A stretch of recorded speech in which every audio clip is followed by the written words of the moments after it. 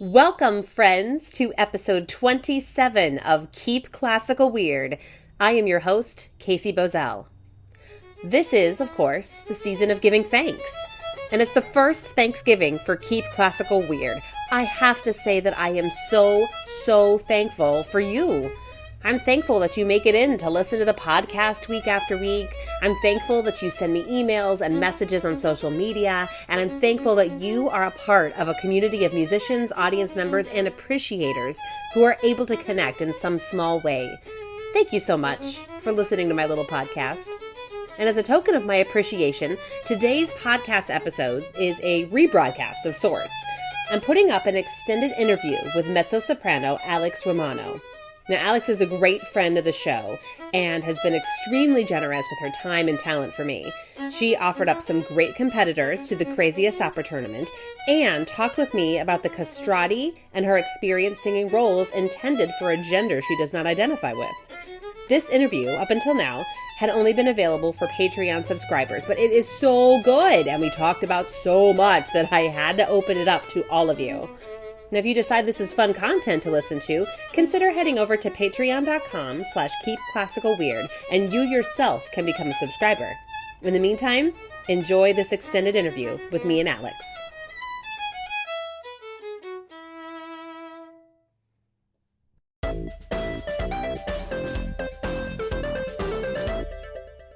Welcome, friends, to a bonus episode of Keep Classical Weird. I am your host, Casey Bozell. Today's bonus episode is an extended interview with mezzo-soprano and all-around cool cat, Alex Romano. There are small sections of this interview that you will have heard on the castrati episode, but there's also a ton of new material.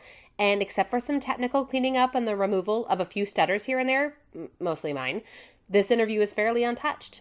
Alex Romano, again, can be found on Facebook at Alex Romano Mezzo-Soprano. That's Alex spelled A-L-E-K-S and A-Ro Mezzo on Instagram.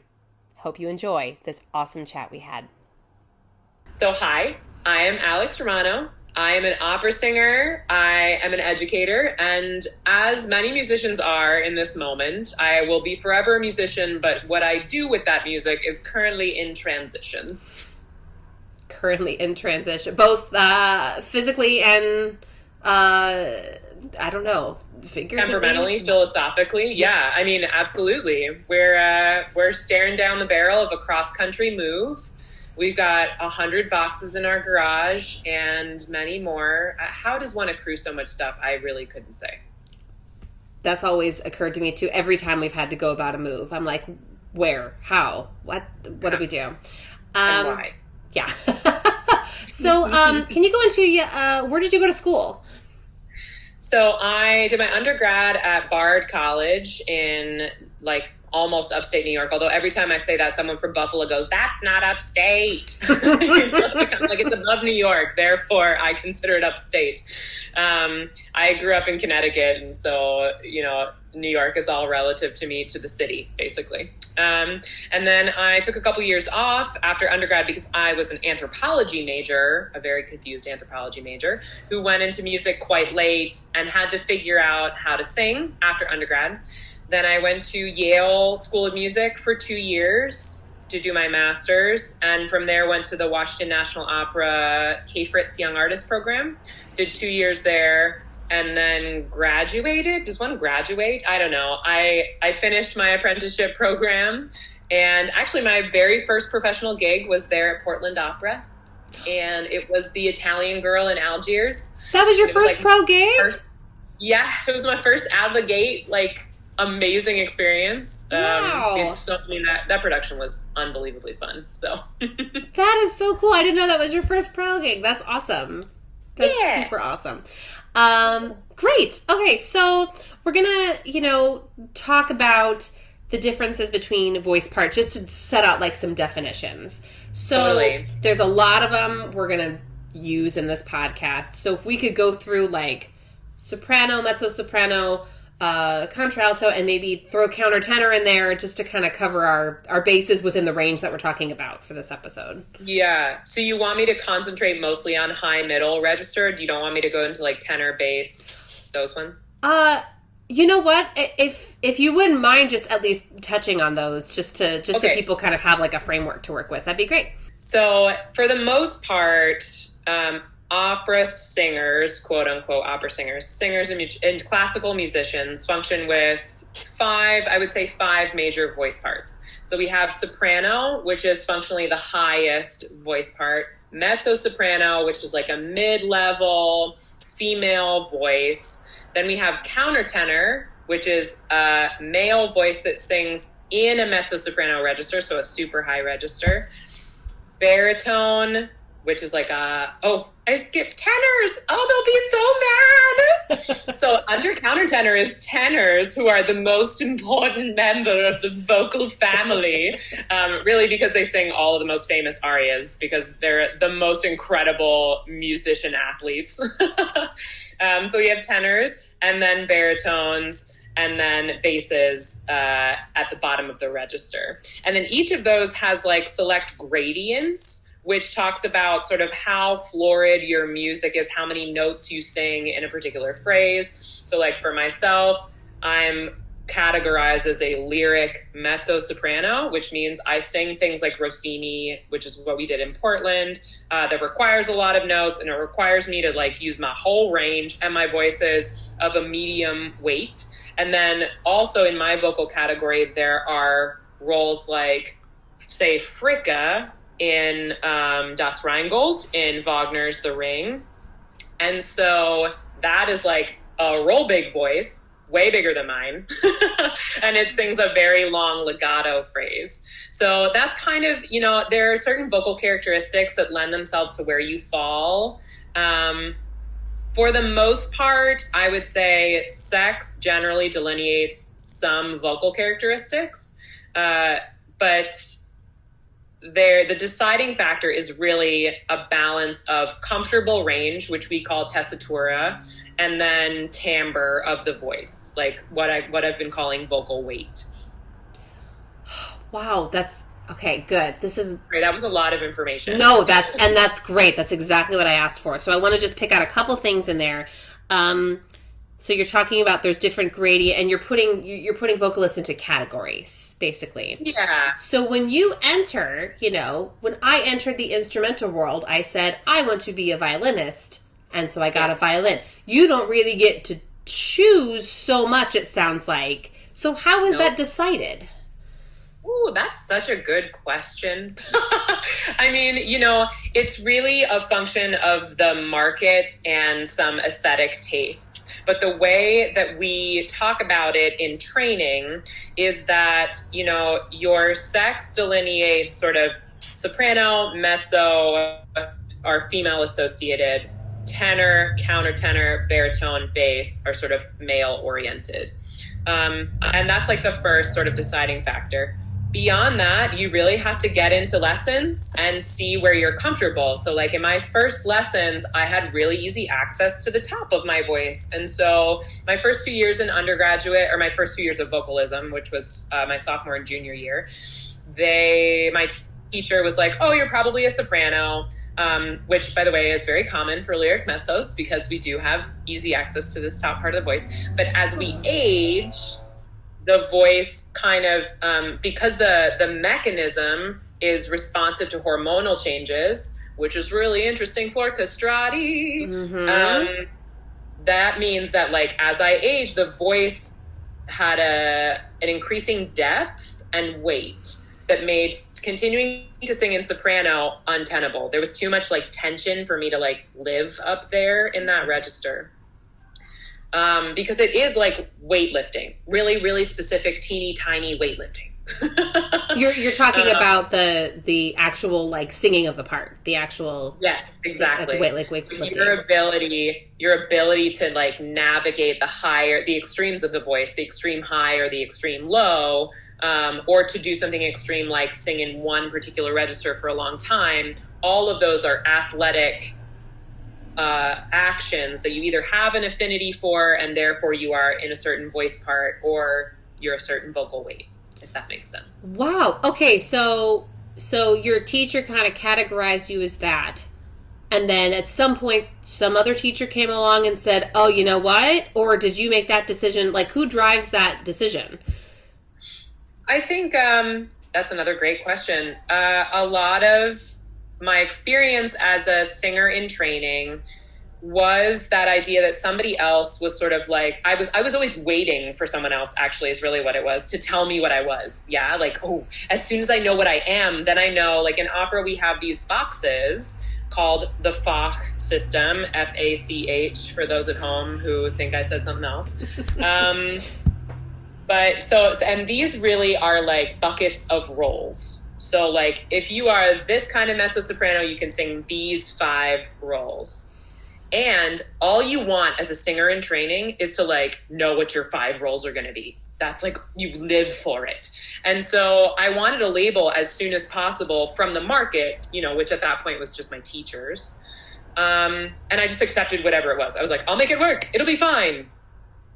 I left training with like a pretty good idea. I left school, I should say, with a pretty good idea of what my voice was. And I was like pretty comfortable.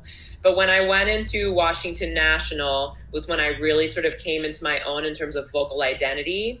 I did a lot of self-study and one-on-one study with my recital partner. At that point, we were just like 2 young artists together. Kevin Miller, who's a pianist. And he and I actually went through an entire Vocalese workbook, the Marchesi Etudes. And he really, really helped me come into my own, like our little team, come into my own about what my voice was good at and what felt good. And that started to inform more of what I concentrated on when it came to roles and my training. And it helped refine the like label, which ultimately doesn't mean a whole lot, that I put on myself for marketing purposes, basically. Wow. Okay, so this was a long process for you. It is. Yeah. I think it's actually a lifelong process, because even now, so that was about oh my gosh, that was about 5 years ago, you know, that I left training and went out into the real world. And now I've had I've like been so fortunate to have a wealth of performing experiences in various opera houses and in various places under various conditions. And so I have all sorts of information about what works best for me vocally. And some things have changed. Some of it is just getting older. I'm now 31, and hormonally the body settles in a different way in the early 30s. And so I find myself like singing things that are a little bit higher and a little bit heavier. This summer I was slated to sing Anna in Maometto Secondo, which is a Rossini opera seria piece, but it's a big old role. She sings a lot. she sings more high notes than I have ever sung in public. So I'm glad to have another year to work on that beast. Wow. Oh, that's so fascinating. And really this is something this discovery and this process is something because it's not in my world, but that's it's really funny, amazing. Like I said, I'm married to a trombone player, and this process is like forever frustrating to him, because he's like, it's just your instrument. Like, how does it change? And I was like, cause it's in here, cause it's like in my throat. You know, you can't take it to the shop and get it tuned up. No. And I mean, I was a violinist before I was a singer. I was a violinist from age 4 to 20. And so, yeah. And so I totally understand. I mean, I wish I could just like pull my larynx out and dip it in some water and it would go back to normal. But unfortunately, we're human instruments, so we have to treat ourselves a little bit differently and evolve the same way that one does when one's like a basketball player or, you know, any other kind of athlete. Yeah. Oh, that's fascinating. Thank you for going through that. That's wow. And the last question I wanted to ask about that category is, are you only one vocal category at a time? Like, can somebody span like being a lyric soprano, but like also do a little whatever, I don't know, what's coloratura? I don't know, on the side? Like, can somebody kind of have their foot in both camps? Yeah, I mean, well, art is art regardless. So there's two prongs to this question. Okay. It is possible for one to do whatever one pleases. Whether that choice is marketable is another question entirely. So it can be very confusing to the market, which includes people like casting personnel, marketing personnel, and also audiences, if you've got your foot in like a million different, if you're just like, I do it all. Now, I say that, but someone like Isabel Leonard is just a beautiful vocalist who sings all sorts of roles, whether they're categorized, quote unquote, as mezzo or soprano, and they're all beautiful regardless, because she's just a beautiful artist. Joyce DiDonato is a very similar, I pick mezzos because I'm a mezzo, but Joyce DiDonato is a similar category. She sings lots of different kinds of music, and they all have different attributes. But typically, like for efficiency's sake, as a business, I stay in one lane. And then if I do have an outlier sort of contract like this Anna in Maometto, then I do make an effort to explain why that's happening. And it has to happen under particular circumstances. Interesting. Okay. Yeah, that was a really good answer. That makes a lot of sense. Fabulous. Okay, so let's talk about a castrato roll versus a pants roll, which seems to me like it's kind of a square rectangle situation that one is, all castrato rolls are pants rolls, but not all pants rolls are necessarily castrato rolls. Is that right? Exactly. Yes. Exactly. Nailed it. Yeah. Yes. Okay. No, that's exactly what it is. So the castrati rolls were all written for particular singers, in the 18th century. It was this tradition from the birth of opera all the way through, the information that I'm sure your podcasters are sick of hearing at this point in the episode. And these were singers that had been physically altered in order to continue to benefit from the hormonal, I guess, lack of change, really, that would have happened in puberty. So the voice never dropped, and there were certain again hormonal effects on the musculature that inform the kind of repertoire that came out of those singers. So typically the phrases in castrato rolls are incredibly long, and in a lot of cases, and just because there's a physiological difference in how the rib cage reacted to that hormonal difference. So there was actually literally more room in the thoracic cavity for them to take in more air and hold it longer. So when little old me goes to sing some long Son qual nave or something, some very famous castrato aria, I'm like, why is this phrase so long? And there's nowhere to breathe. Yeah. It's a whole thing. And then also, in a lot of the cases of the most famous castrato singers, the vocal fluidity is incredible. So Carlo Broschi, who's the Farinelli, the very famous, there's a movie about him, he's referenced in a lot of sort of more pop circles.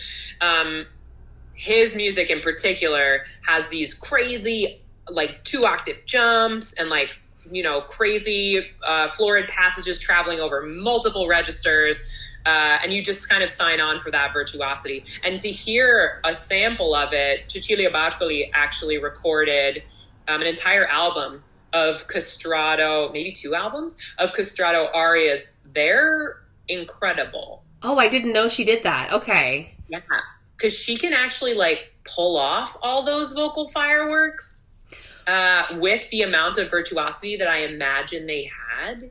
I mean, it's just bonkers. So yeah, side note about Cecilia Bartoli, she's she seems so talented and a little bit of a freak of nature. Is that totally right? 1,000%. Okay. Her vocal affinity is to sing fast notes at a speed unattainable by other humans. She is the ultimate. She is the Usain Bolt of coloratura. She has broken the land speed record, and we all just sort of go, okay, That's like, I don't know how to do that.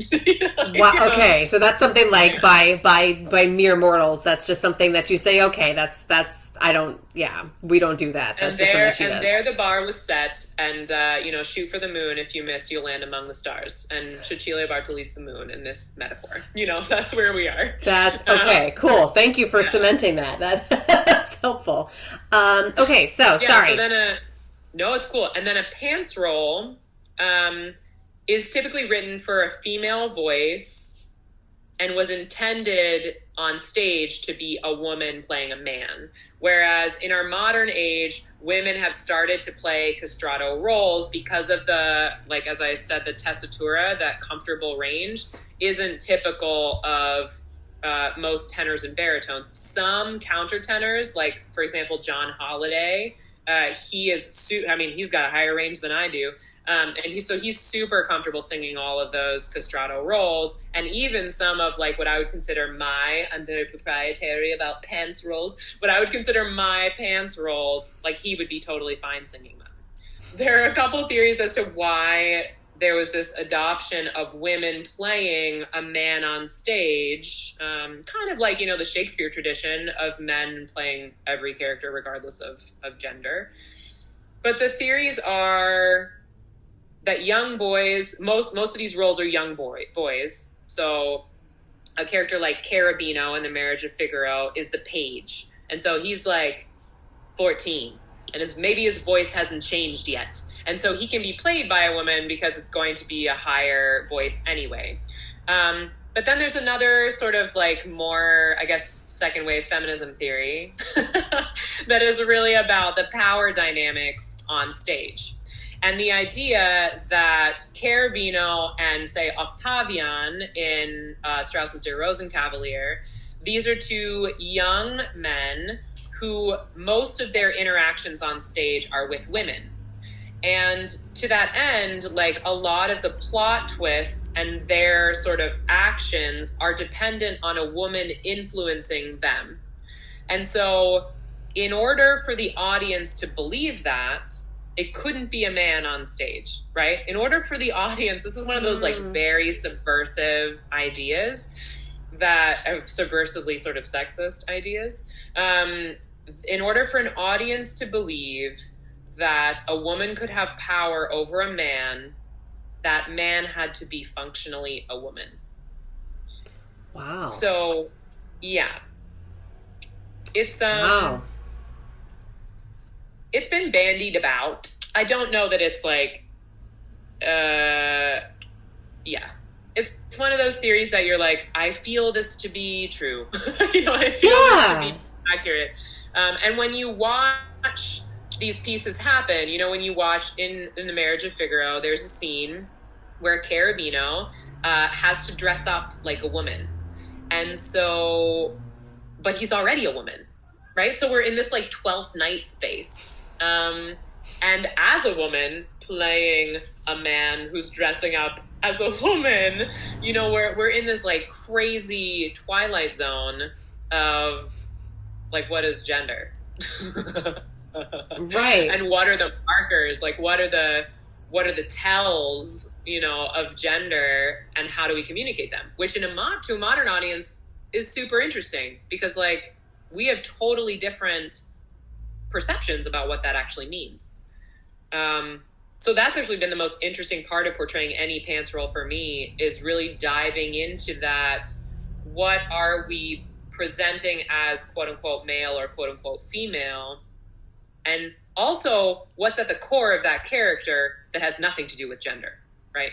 Cherubino is just growing up, and it would be regardless of his gender, he would be dealing with sort of the awkwardness and the lack of experience and like navigating relationships while your body's changing. Like you'd be doing that regardless of what your gender was. So it is interesting to look at it from a modern perspective. Wow, that's really cool. So and character development is, of course, an essential part of preparing for any role, right? That's huge. But there's such an added layer, it seems, when you bring gender into that. That's a lot. Gosh, gender in music needs to be a whole other episode. Like For sure. For sure. Because there's so much that I want to dig in with you that will not fit in this episode. So we're gonna have to follow up. It's a lot to unpack, right? Like, that's why I want to write about it, and I've talked to lots of people about it because it's I'd be thrilled to talk more about it. That's awesome. I'm so glad you're writing about it, and it's important to talk about. That seems really essential to talk about. So what is the experience like when you are preparing for an operatic role for a character whose gender does not match your own? Yeah. I mean, for me, character development is like the most fun part of the process for me, I'll be honest. But it's between character development and performance, and the rest is sort of like, I got myself in trouble. I love the collaborative process. Being in the room with other people is really fun, but like, I'm a big nerd, and so I love source material, and I love digging into the psychology of a character. That's my favorite thing. So when it comes to portraying a character whose gender does not sort of match my own, I really make an effort to actually, my inroad is literature. And so I read a ton of memoir specifically for this purpose, because I want to know what the articulated psychology is of a person in this position. So and there's a ton of memoir, thankfully. Like this is a rebirthed genre that I have taken full advantage of, because it means that I have access to anything from, a woman going through a particular experience to a man going through a particular experience, through, a trans journey through a particular experience. Though all of those things are articulated and available in a way that they haven't ever been before. And so that has really been my inroad, is literature and reading memoir and delving into the psychology of a character. Beyond that, my training was hard for pants roles, because often the fix, this is going to sound terrible, and I apologize to everyone who told me to do this in advance, but literally the advice was stick a sock in your pants and walk around for a little while. Right? Is that effective? I mean, I don't know what it would be doing. It doesn't actually change my thoughts about anything. Okay, so, and it goes back to that question of like, what are the physical attributes of gender? Is it really just the way that I walk? Is that the most important thing about gender? I mean, I disagree, but, and so that tool didn't particularly work for me. But I am like a serial observer. So in non-COVID times, I spend a lot of time in like parks and malls, and I really miss those places right now. I haven't talked about them in a while. Places where you can observe a lot of different people and doing a lot of different things. And having different reactions and being like, okay. So when I play young boy Carabino, it's kind of like that boy who wanted to go into Spencer's, but his mom wouldn't let him. And now he can't get the t-shirt that has the Fortnite decal on it. Right? So I'm pulling behavioral, physical attributes from those interactions and those observations and replicating them on stage. And that's like, the combination of how do you articulate that thought and what does that thought look like in a body is how I get into a character that's not me, which is every character. Well, that's a good point too. That's what the whole purpose of acting is that you're you're going into a person who's not you. So have you had experiences where you found that there are emotional or mental hurdles that you have to jump over in order to, because I would assume, and I know again this is all part of the acting side of it, but I would assume on stage you have to evoke sometimes in pants roles perhaps a passionate love for somebody that doesn't match the gender or the sexual attraction that you personally identify with. Does that, the opera singers that I've seen that do such a great job are able to delve so deeply into that. Is there conflict there that you've found before that you've had to wrestle with, or has it always been, have the boundaries been clearly defined? Oh man, boundaries in art? What? That's a whole nother episode for you. There you go. That's true. Yeah, I mean, so two stories come to mind when you ask that question. One of my first performing experiences was with Yale Opera, and I was Romeo in I Capuletti e Montecchi, so this, Bellini piece. And, that's a pants role. It was written for a woman to be performed as a young man, the young Romeo, right? And we had two sort of like, we had one major production that went on stage, but then we did a director's workshop in cooperation with the School of Drama, which is an amazing experience for us to have FaceTime with student directors and for them to like get to play on real people, right? And so one of the scenes that we did was this like love scene, as you talk about. And in the one that we'd done on stage, like there hadn't really been that much intimacy. They were like kind of not, they were like, it's okay, we can just skip that part. Because it's uncomfortable. It's honestly uncomfortable. And this is something that I'm very glad is shifting. We are much more open about this conversation about what it feels like to have to portray these things with real people, and the boundaries that you have to put up between who you are personally and what your character is doing. And now we have these wonderful people known as intimacy directors who can really help us like objectively look at an intimate scene and construct it rather than having two humans have to like play it by ear, which like is terribly uncomfortable. So those are all huge advances that have happened even since I've left, like even since I've entered the professional sphere. But yeah, in this particular experience, we didn't have that. And so this director was like, and now you kiss. And I like looked at my female co-star and I was like, okay. And I deadlipped her. I just, we just like smushed faces. And I was like, okay. And I realized in that moment that like, this is a part of the job. And so I have to find enough tools to be the other person in all of these crazy circumstances. I mean, it really just creates dual personality. It's like a whole weird experience. So that was one.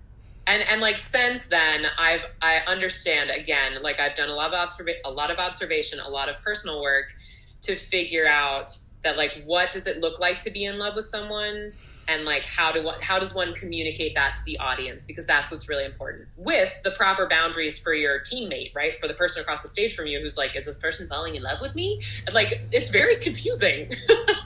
And so.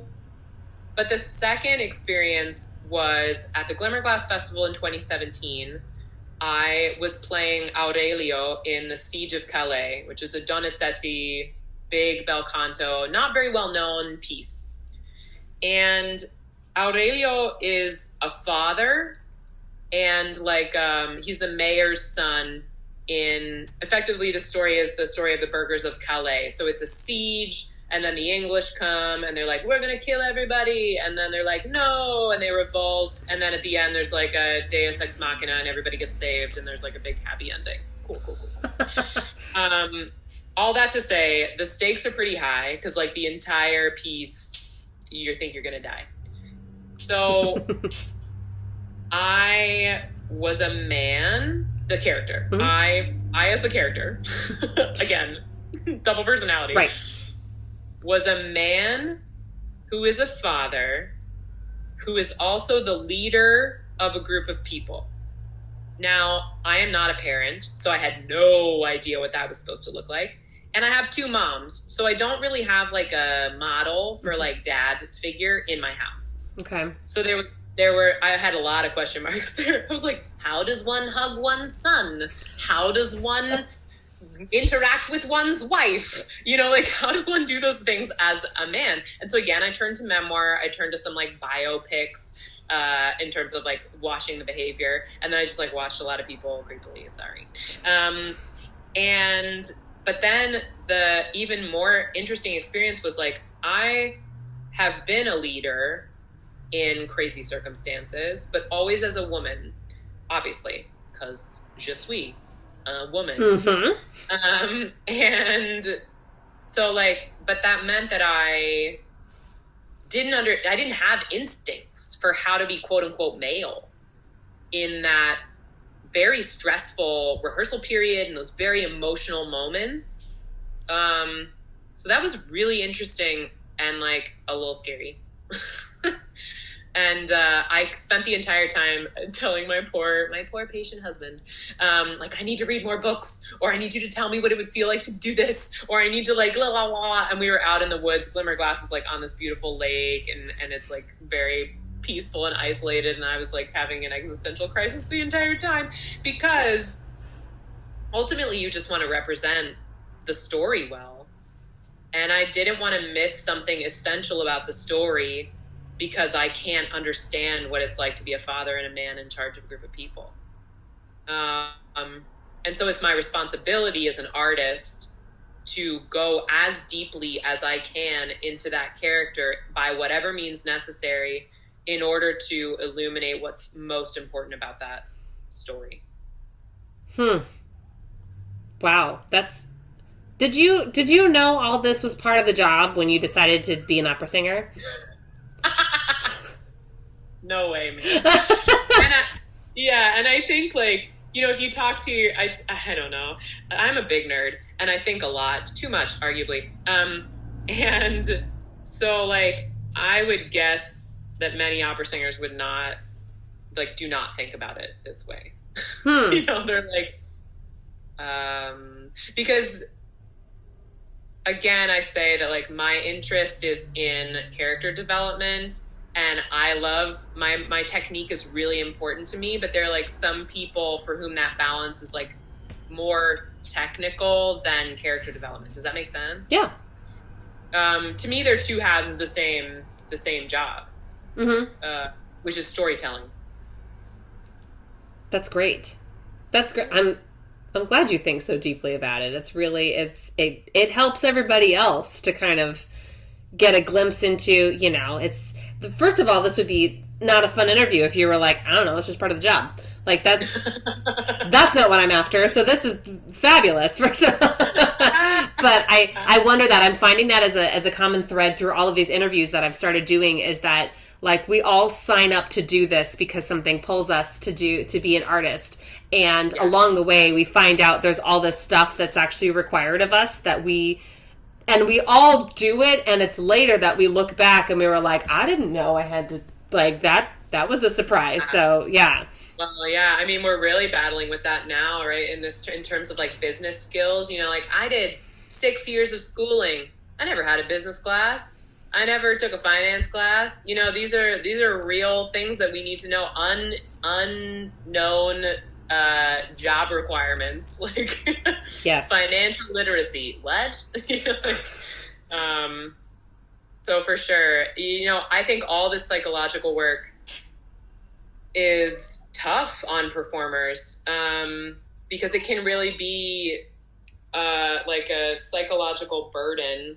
Yeah, all of this sort of psychological work can really be a burden on the artist, just as they don't understand sort of what the layering feels like, and you have to do it all sort of like trial and error, and sometimes you do fall in love with your co-star, and like, what do you do with that? Like, oh, humans are messy. And no part of our training like fully prepares us for that I've heard or experienced. I've heard tell of another land, you know, in acting land, where there's sort of a more set, that's not good. A more delineated set of like tools about how you create a character internally and externally. And that's just not something that we have time for in operatic training right now. I hope that will shift over time as we ask opera to be more sort of real and more movie-like. We're going to need better tools for our artists so that we aren't paying a psychological price for doing really important work. So, yeah. That's fascinating. Wow. That's intimacy, and you've given me, first of all, you've given me about 3 new episode ideas, so this is fabulous. That's what interviews are good for. This, I know, it's amazing, so thank you in advance for the source material. Yeah. All right, so let's get into what was the first pants role you ever sang? My first ever, what was my first? Oh my gosh, I was about to say graduate school, but then I remembered I had like a whole host of other experiences before that, but I'd forgotten about those. You know, it's funny because I came to opera so late. I was playing catch up so hard all through undergrad, that like I can tell you exactly one role that I sang in undergraduate, but the rest of it was just flying by the seat of my pants. So we'll just go to grad school. The first role that I did was Carabino in a scene from the Marriage of Figaro in one scene. And I was like, ooh, this is so fun, but it's also like athletic because male characters are like somehow allowed to be more athletic, which I've also found continuously. Like that Aurelio that I was talking about, he actually climbs wall. I climbed like a wall. I like rappelled down this wall in the beginning, which is like a thing that we would never ask a female character to do on stage, probably, which I also think is kind of interesting. So maybe there's a director who will do that now because I just pointed out. Sorry to call you out. But yeah, it's an interesting thing. Like, so that was my first experience. And then, right after that, I had the Romeo experience, which was very different, not at all comedic. Like, he dies. It was the first time my mother saw me die on stage. Unfortunately, not the last, because I do a lot of Carmens. But but yeah, she was like not prepared at all for that experience. Really? So she took that. No, it really. That took a toll on her? Yeah. Yeah, I think for her, like more even than for me, the experience of watching her daughter embody someone different, she can't necessarily separate those things, right? She just sees her daughter going through whatever that is. Wow. That almost seems like a compliment to your commitment to the care. Like if she's like, oh my gosh, my daughter's going through this, like you must be doing a good job at being convincing. I hope so. That's your game, right? What are your favorite roles to sing? Do you have one? Do you have a top role to sing? I love me some Carmen. I love singing it. I love embodying that character for a host of reasons. I also love the conversation that happens around that piece now, especially. I think it's super interesting, and it allows us a really, really important avenue into talking about some things like social justice and feminism and violence in general, but really like violence against women and all of that stuff. That it's not necessary that you go to the opera to be educated in those things, but it is really interesting to have to tackle them in the context of an operatic piece and really make choices about like what are we putting on stage and how are we putting it on stage, and then like what does that say to our audiences, right?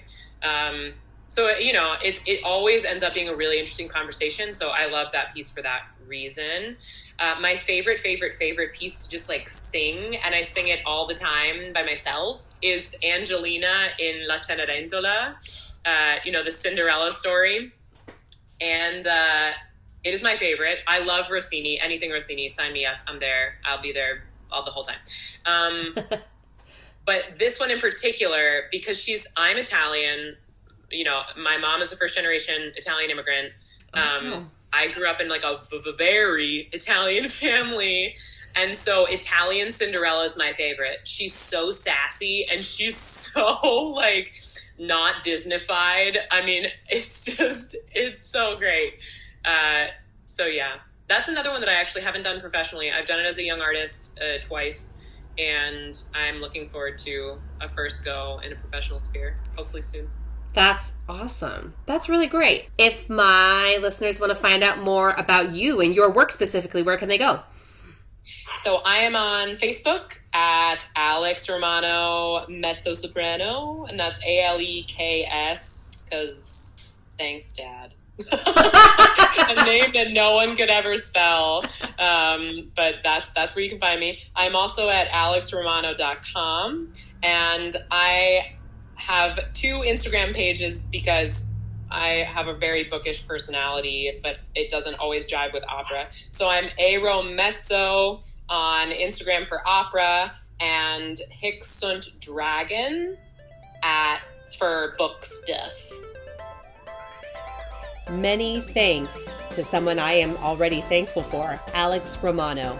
Again, if you'd like access to podcast bonus material, plus a growing library of my visual podcast called Casey Does Classical, consider becoming a Patreon subscriber at patreon.com/keepclassicalweird.